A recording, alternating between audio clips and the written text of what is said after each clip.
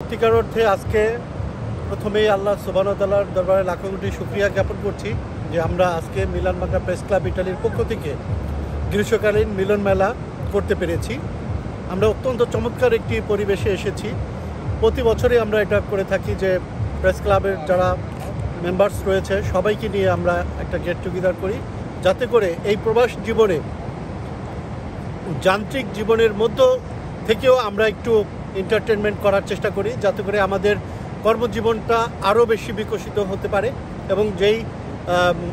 কর্মদক্ষতা নিয়ে উদ্যমতা নিয়ে আমরা যাতে বেশি করে অর্থ উপার্জন করে বাংলাদেশের রেমিটেন্স প্রবাহ বৃদ্ধি করতে পারি। এই প্রত্যয় মূলত আমরা মিলন বাংলা প্রেস ক্লাব ইটালির পক্ষ থেকে আজকের এই আয়োজন করা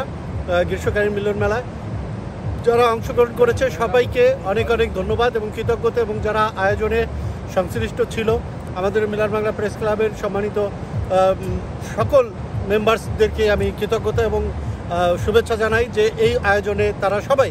একত্রিত হয়ে অংশগ্রহণ করেছে। বিশেষ করে ধন্যবাদ দিতে চাই ইকরা ইসলামিক একাডেমি মিলান ইটালির সম্মানিত কর্তৃপক্ষের যারা ছিলেন, কয়েকজন আসলে আমাদের সাথে আছেন। পরিচালনা পরিষদের প্রধান মাওলানা গাউসুর রহমান আছেন, প্রধান শিক্ষক হাফেজ মৌলভী রবিউল ইসলাম,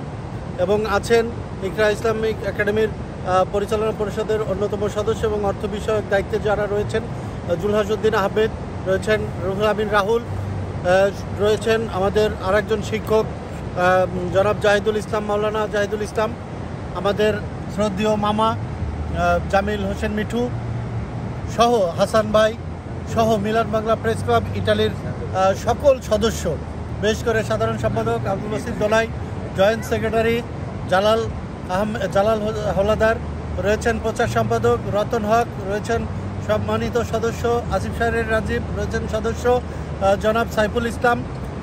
সহ যারা রয়েছেন সবাইকেই কৃতজ্ঞতা এবং অভিনন্দন জানাচ্ছি। এবং এই আয়োজনে আপনারা অংশগ্রহণ করেছেন গাড়ি বহর নিয়ে, অনেকগুলো গাড়ি আমরা দেখছি, প্রায় 5-7টি গাড়ি সহ আমরা গাড়ি বহর নিয়ে এই পরিবেশে একটি মনোরম পরিবেশে আমরা এসেছি, যেখানে এসে সত্যি আমি অত্যন্ত আনন্দিত, আবেগ আপ্লুত এবং ধন্য হয়েছি। সবাইকে অনেক শুভেচ্ছা, সবাই ভালো থাকবেন। আসসালামু আলাইকুম। আসলে শুনলেন